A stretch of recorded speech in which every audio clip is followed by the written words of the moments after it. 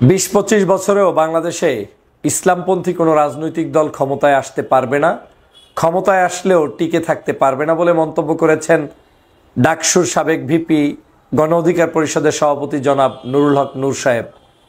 নুরুল হক নূর সাহেবের এই বক্তব্যকে বাংলাদেশের কোটি কোটি জনতা প্রত্যাখ্যান করেছে এবং তার এই বক্তব্যকে ঘৃণাভরে তারা প্রত্যাখ্যান করেছে।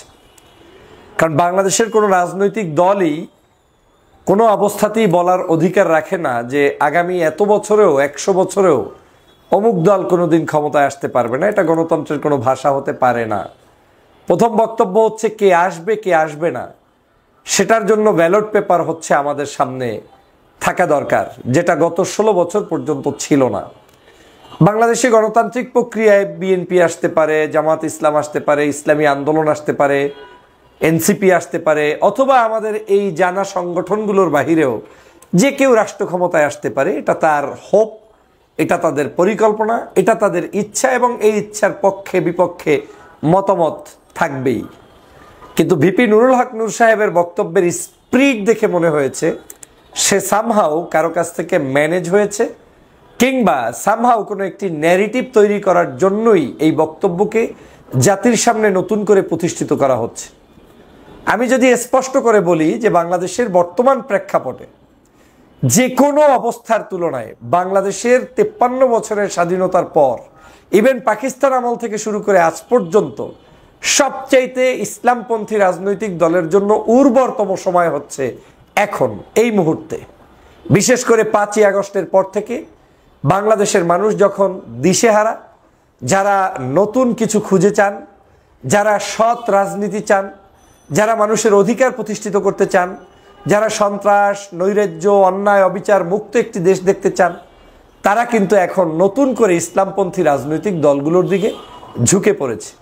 সেটা কি তারা শুধুমাত্র জামাত ইসলামের প্রতি ঝুঁকে পড়েছে? না, বাংলাদেশ জামাত ইসলামের প্রতি কেউ কেউ ঝুঁকে পড়েছে, কেউ ঝুঁকে পড়েছে চরমনার পীর সাহেবের ইসলামী আন্দোলনের প্রতি, কেউ ঝুঁকে পড়েছে হেফাজত কেন্দ্রিক অন্য যে রাজনৈতিক দল কওমি ভিত্তিক প্রতিষ্ঠিত আছে তাদের প্রতি। এক বাক্যে ছোট বড় যে কোনো রাজনৈতিক দলের প্রতিই নতুন একটি আশা নিয়ে মানুষ ছুটছে। তার অন্যতম কাজ হচ্ছে তারা একটি দুর্নীতিমুক্ত, শোষণমুক্ত, ফ্যাসিস্ট মুক্ত একটি সমাজ ব্যবস্থা দেখতে চায়।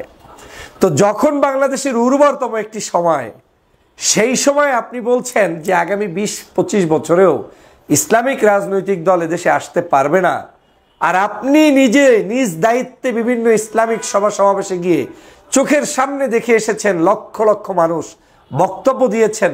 আজকে এই বক্তব্য আর সেই জায়গাগুলোতে আপনার যাওয়া এবং আগমনগুলোর মধ্য দিয়ে আপনি কি ইসলামপন্থী রাজনৈতিক দলগুলোর বার্তা নিজের চোখে দেখে আসেন নাই? বাংলাদেশের মানুষ যেটা চাবে সেটাই তো আমরা চাই। যদি ভিপি নুরুল হক নূর সাহেব আপনি মনে করেন যে বাংলাদেশের মানুষের ভোটাধিকার নিশ্চিত করতে হবে, তাহলে আপনি বলতে পারেন না যে ইসলামপন্থী দল 20 বছরেও আসতে পারবে না। কারণ ভোটাধিকার নিশ্চিত করতে গেলে ভোটের মাধ্যমে জনগণ যাকে দিবে সে আসবে। আপনি কি করে জানলেন যে তাদেরকে আসতে দিবে না? তার মানে আপনার কাছে গোপন কোনো মেসেজ আছে যে বিদেশি কোনো অপশক্তি হয়তো ইসলামপন্থীদের উত্থান থাকলেও তাদেরকে দাবিয়ে রাখতে চায়, এক, অথবা কোনো একটি অপশক্তি কাউকে নতুন করে তৈরি করতে চায় যেই জায়গাটায় আপনাদেরকে লিঙ্ক আপ করাতে চাচ্ছে বা দিচ্ছে বা কনফার্ম হয়ে গিয়েছেন, দুই, অথবা হতে পারে বাংলাদেশের আপনাদের রাজনৈতিক সংগঠনগুলোর নেতাকর্মীদের দুই একজন সিনিয়র দুই একজনদের চাপে পড়ে আপনি যে কোনো মূল্যে অন্য আরেকটি জোটে যাওয়ার যে একটা প্রক্রিয়া, তার একটা সূচনা ভূমিকা আপনি এই বক্তব্যের মাধ্যমে দিয়েছেন। এটা ভেরি ক্লিয়ার, না বোঝার কিছু নাই। রাজনীতিতে আপনি স্বাধীন রাজনীতি করার অধিকার আছে, বিএনপির সাথে জোট করার অধিকার আছে, জামাতের সাথে জোট করার অধিকার আছে, এর বাহিরেও বাংলাদেশের এনসিপি সহ যে কারোর সাথে কথা বলার অধিকার আছে। This is name call politics, আপনি অবশ্যই করবেন।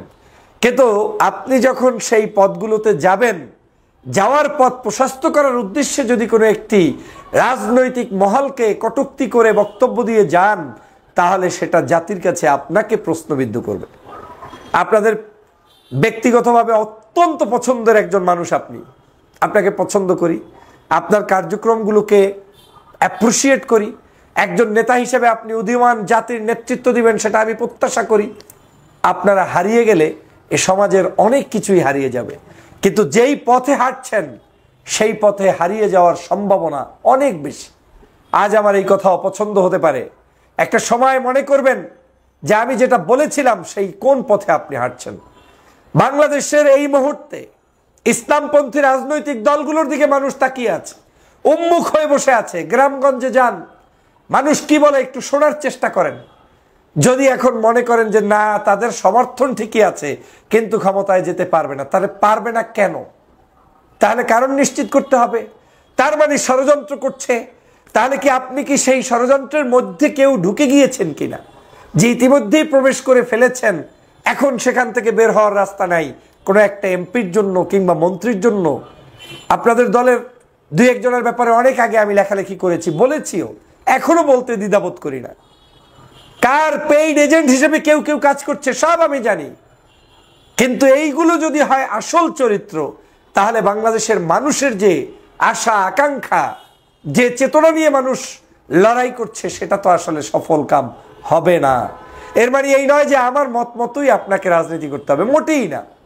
কিন্তু যখন বলেছেন যে এই দল 20-25 বছরেও আসতে পারবে না, সেটা আমি নিতে পারি নাই। এটা আমার বলার অধিকার নাই যে বিএনপি 100 বছরেও আসতে পারবে না, কালকে অমুক দল আসতে পারবে না, না, মোটেই নাই।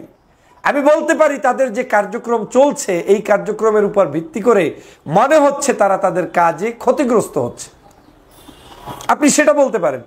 কিন্তু একটা গ্রুপকে আন্ডার এস্টিমেট করে একটি কঠিন মেসেজ আপনি জাতির কাছে পৌঁছে দিলেন কিনা, সেটা আজ আমার সন্দেহ হচ্ছে। এবং আমার মনে হচ্ছে এই মেসেজটা আপনি বুঝে শুনে সজ্ঞানে কারো না কারো প্ররোচনায় পড়ে দিয়েছেন।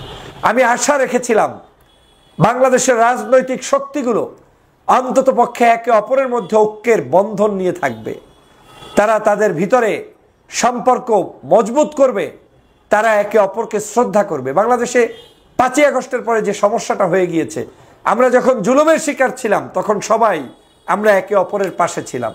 যখন আমরা সেই জুলুম থেকে একটু মুক্তি পেয়েছি, এখন আমরা যা ইচ্ছা তাই করে বেড়াচ্ছি, যেখানে খুশি সেখানে আমরা উল্টাপাল্টা মতামত দিচ্ছি, আমরা একে অপরের বিরুদ্ধে লেগে গিয়েছি এবং এটাও একটা ষড়যন্ত্রের অংশ।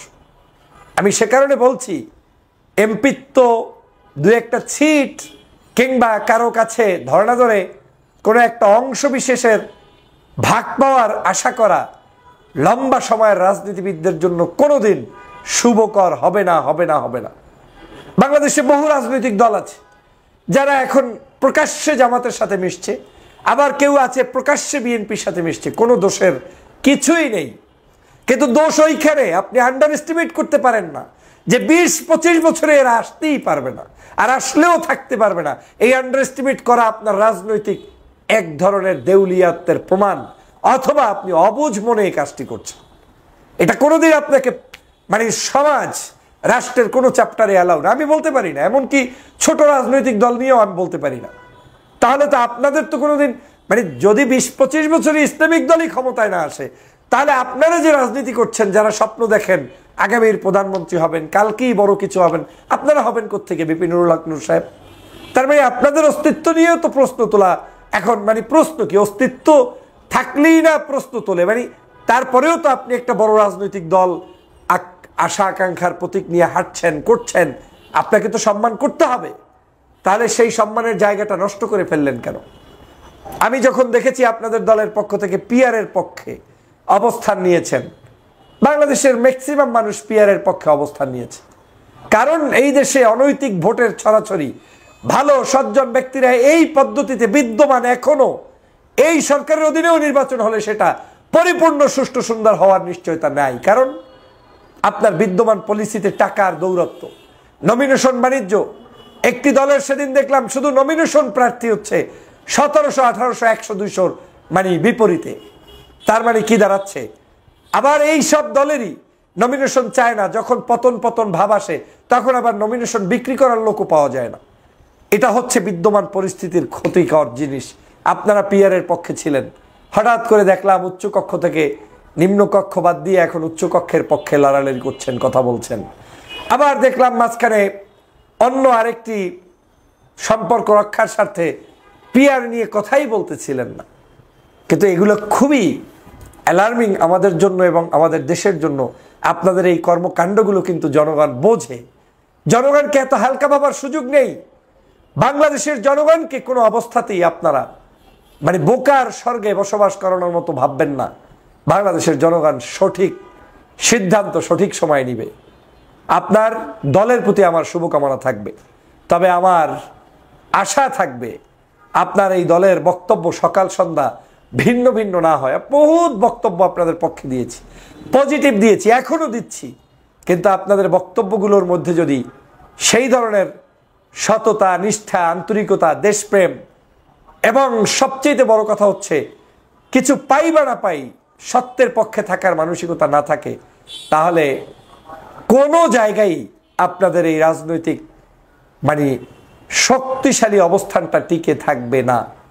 আসুন বাংলাদেশকে বিনির্মাণ করার জন্য আমরা সব দলগুলোর মতামতকে অপছন্দ করলেও, যার সাথে যার অমিল থাকলেও দেশের স্বার্থে, জাতির স্বার্থে আমরা হোপ নিয়ে কাজ করি, ঐক্যবদ্ধ একটি দেশ গঠন করার প্রত্যয় ব্যক্ত করি। সেই আশা রেখে বক্তব্য শেষ করছি।